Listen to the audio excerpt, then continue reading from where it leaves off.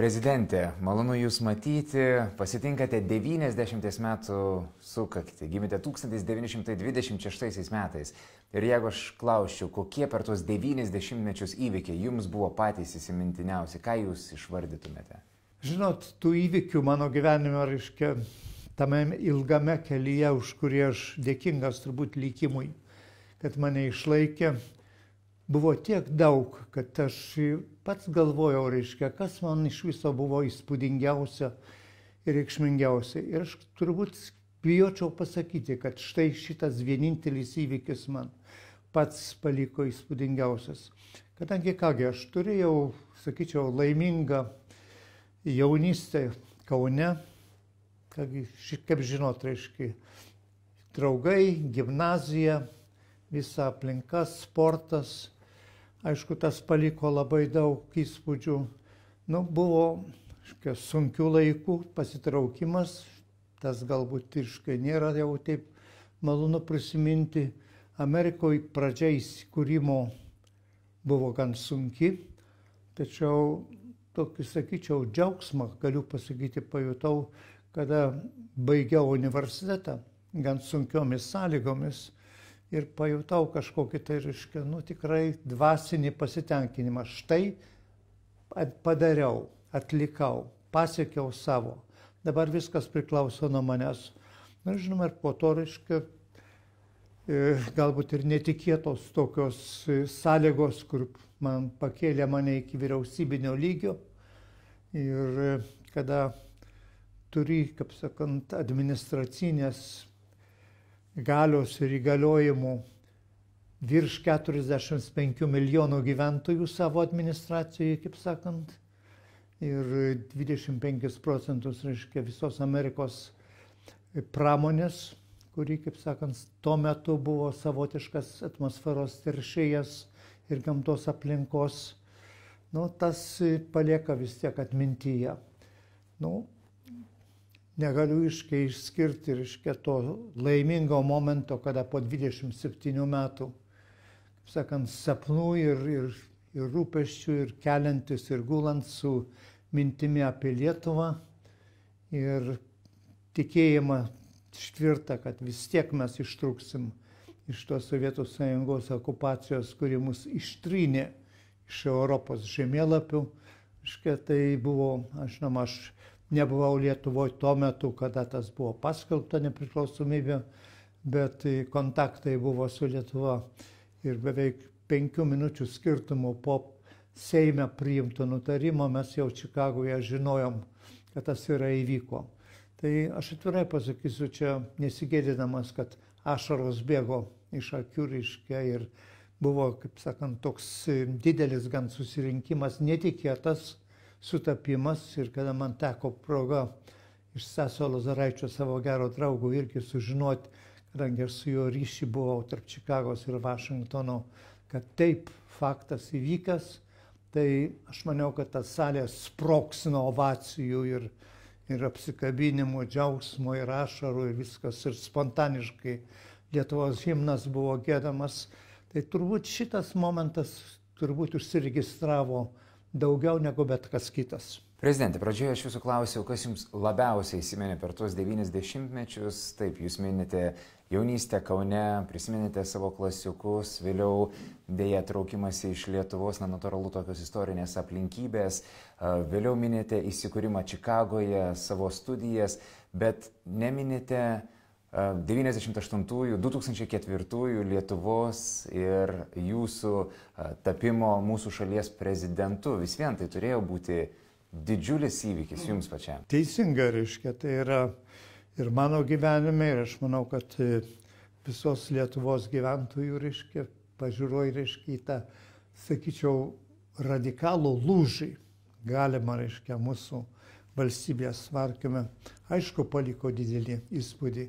Bet aš galvoju, sąmoningai neatsakiau Jūsų klausimą todėl, kad visi tą žinom, pergyvenom ir man asmeniškai, aišku, turėčiau pasakyti, kad apie tai niekad nesvajojau ir tai buvo turbūt ir žinau, kad tai yra beveik aukščiausias mano gyvenime pasiekimas. Į prezidentinės pareigas įeina daugybė dalykų. Tai ir susitikimai su politikais, susitikimai su ambasadoriais, galbūt kažkokie rutininiai dalykai, bet taip pat greičiausiai tas pareigas sudaro ir susitikinėjimai su įvairiais Lietuvos žmonėmis.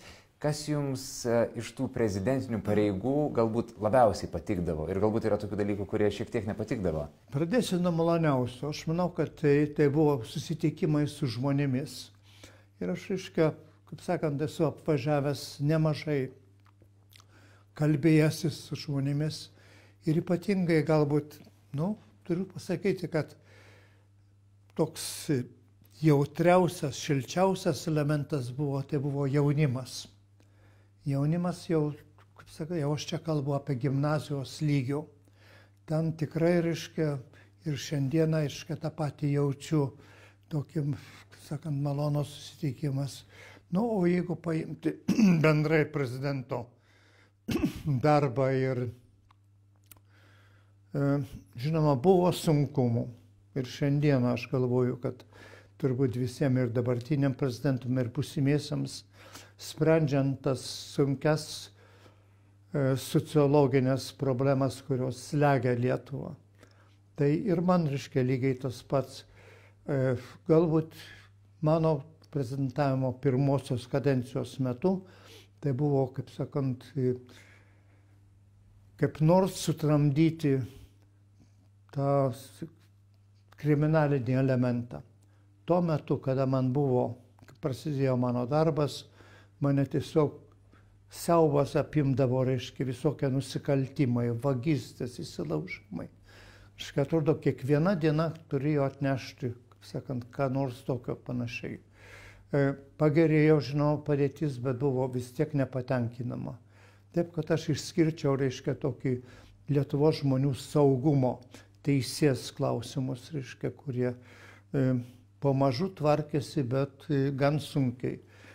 Kaip ten bebūtų, turbūt Lietuvos žmonės prisimena siaukiančias gaujas įvairias, kurios tiesiog organizuotai, baugindavo lietuvius ir tas sudarė tokį nesaugų baimės jausmą, Lietuvoje. Prezidentė, naujos knygos pavadinimu Valdas Adamkus, pokalbiai nesilaikant protokolo, autorius Arnas Ališauskas įžangoje rašė, kas įsiminė, tai jūsų nuolatinis klausimas, ką kalba jaunimas. Kodėl jums toks svarbus jaunimas? Kaip regite Lietuvos jaunimą ir kokių galimybių dabar tas Lietuvos jaunimas turi? Kadangi jaunimas tai yra Lietuvos ateitis, po mūsų, kurie kurs toliau Lietuvą. Ir mes jiems turime tą Lietuvą, palikti bent tokiame stovi, kad jie turėtų progos žengti į priekį. Aš matau trūkumų, kaip sakant, vienas talentas išvažiuoja iš Lietuvos, o kitas, kaip sakant, nedarbas ar kas kitas, jeigu neatstovauja visiškai, kaip sakant, nusikalstamo pasaulio, bet, kaip sakant, praleidžia laiką beprasmį ir panašiai. Štai mano, kaip sakant, yra tokia, sakyčiau, savotiška pareiga, nukreipti didesnį dėmesį į jaunimą, kad tas jaunimas tikrai pateisintų mūsų viltis, pateisintų visų žmonių, tikėjimą į laisvę ir turėtų tikslą išlaikyti Lietuvos prestižą pasaulyje, eiti su to pasauliu ir net kai kur tam pasauliui parodyti pavyzdį. Prezidente, kalbamės apie ateitį, apie jaunimą, pasikalbėkime apie meilę ir romantiką. Lietuvoje dėja didelis skyrybų skaičius, mes tai žinome, didelis procentas, beveik pusė Lietuvoje susituokusių porų išsiskiria. Jūsų su ponia Alma santuoka trunka 65 metus, daugiau negu 65. Kas yra geros ir tvirtos santuokos pamatas? Man atrodo, kad čia pirmiausia meilė žmogui. Tai čia tas jau turbūt visiems žinoma. Bet minėjot, skyrybas ir problemas, kurios yra, man atrodo, kyla iš to, kad pas mus ne tik jaunose šeimose ar kitur, bet ir bendrai galima pritaikyti visiems, trūksta pagarbos žmogus žmogui, trūksta susipratimo, tam tikrų iškylančių kasdienybės konfliktų bandymas išspręsti, ar tai kompromiso būdu, ar susitarimo, ar išsiaiškinimo. Trūksta tarp tų dviejų žmonių bandymo susitarti, bet ne, kaip sakant, spjauti viską, išsiskirti, taip kad aš recepto kaip po tokio, kad kaip išgyventi, taip kaip man gyvenime pasisekė, tikrai mylinti žmogų, suprantanti žmogų, gerbintis kito nuomonę, bet kartais ir, kaip sakant, prisilaikant ir savo nuomonės, sutarimas, tai yra turbūt pagrindinė, kaip sakant, taisyklė ir tas užtikrintų, daug mažesnį mūsų, kaip sakant, esančią šeimų sudarimo ar išgyvenimo, bendro gyvenimo, problemas. Čia negali būti vienos pusės, sprendimas. Čia turi būti abiejų dviejų žmonių, vienas kitą mylinčių, ieškojimas gero kelio, gerovės ne tik savo, bet ir gerovės aplinkai. Apie gamtą, dar vieną, jums labai svarbią temą pasikalbėkime. Prisiminkime 2006 metus, aš bent jau labai ryškiai prisimenu, tuo metu Kuršių nerijoje kilo didžiulis gaisras, išdegė 235 hektarai smiltynės miško. Ir jūs tada, duodamas interviu kolegoms televizijai, su didžiuliu liūdėsiu kalbėjote apie tą gaisrą. Ar prisimenate tą įvykį, ką manote apie Kuršių neriją ir apskritai apie Lietuvos gamtą? Man šiandien, dar, kaip sakant, sakyčiau, siaubas akyse, matant ir išgirdus, kad Neringoje dega, mūsų pušinas, tai turbūt būtų, aš manau, kad be karo išgyventų, kaip sakant, baimių ir viso kito, tai yra pirmas, kaip sakant, toks sukrečiantis įvykis mano gyvenime, tai buvo kaip tik Kuršių mariose, prasidėjęs gaisras. Ir aš šiandieną jį su siaubu prisimenu, kadangi aš buvau toj pat nuskridęs, kada jau buvo apgesintas tas visas, pamačiau siaubingą vaizdą ir šiandieną jis dar važiuojant pro šalį į Nidą, gali matyti dar tam tikrus plotus nukentėjusius. Tai taip, kad Dieve apsaugok, kad kas nors, neįvyktų panašaus bet kurioje Lietuvos vietoje. Džiaugsmas yra vienas tas, kad pažvelgus į ten, kur atsodinta, labai greitai reaguota ir mūsų visuomenės, jaunimo ir bendrai, mūsų miškų tvarkymo įstaigų, susodintos pušaitės jau palyginti, mano džiaugsmui, jau žymiai pakilusios nuo žemės. Tikriausiai savo gyvenime nesulauksiu to pušino, kuris puošė Lietuvą ir Lietuvoje didžiavomės ir džiaugiamės jo, tačiau aš pilnai tikiu, kad turėsime vėl tą patį, kaip sakant, atgyjusi, ugnies sunaikintą prie pušiną ir galėsime džiaugtis, bet tai yra priklauso nuo mūsų. Kokie gamtos kampeliai Lietuvoje jums patys gražiausi?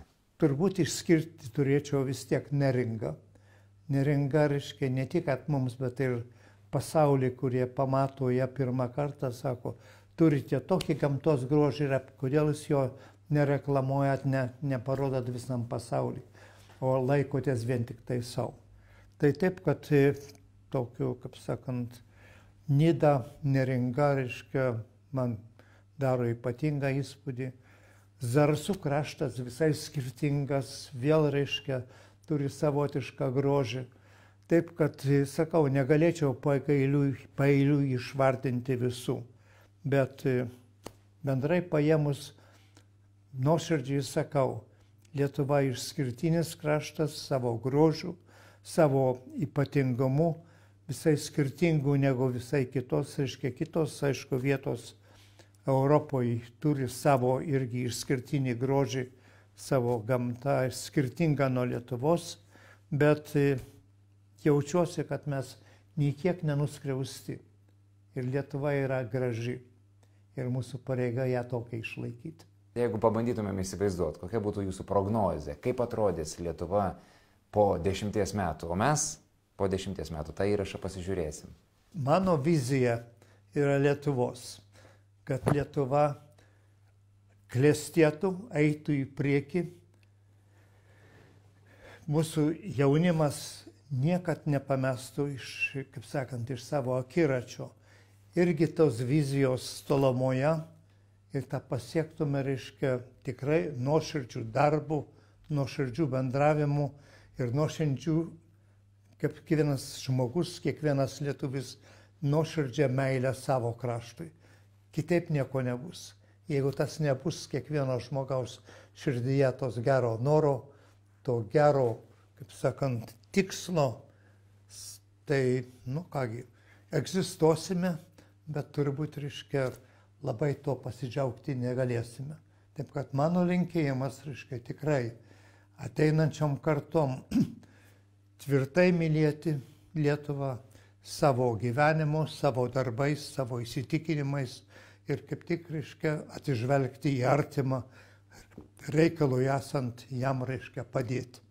Ačiū, prezidente. Gražaus gimtadienio, ačiū už jūsų gražius darbus Lietuvai. Ačiū Jums labai už tą malonę progą su Jumis pasidalinti mintimis.